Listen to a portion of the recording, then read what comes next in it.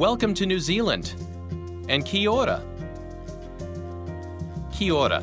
That's the way many New Zealanders will say hello to you when you visit their island. Kia ora. It comes from the Maui language, a language that almost became extinct over time.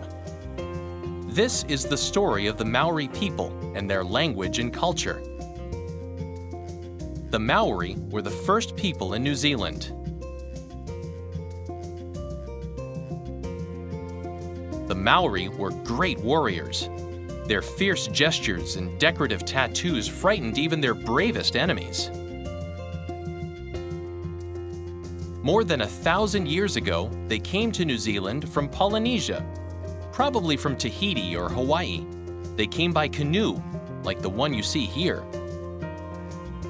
They brought their own art and architecture.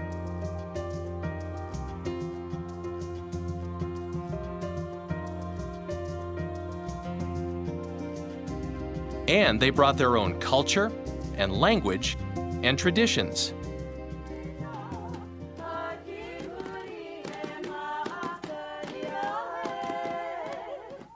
At the beginning of the 19th century, Maori was still the main language of New Zealand. It was used for business, for social life, for religious ceremonies, and at home. And it was also the language used in schools.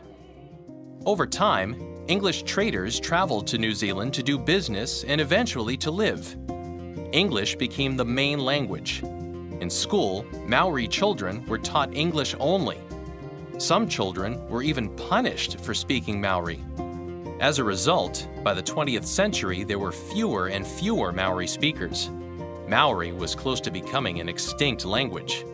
By the 1980s, less than 20% of Maori people knew how to speak Maori well. Even for those people, Maori was often not the language used at home. Some people wondered, what will happen by the end of the 21st century? Will the Maori language be extinct by then? Then, in the 1980s, a group of Maori decided to try to save their endangered language and culture. They worked with the government to pass laws to protect them.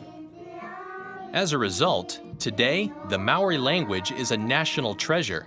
It is taught to children in schools, and it is one of the 3 official languages of New Zealand.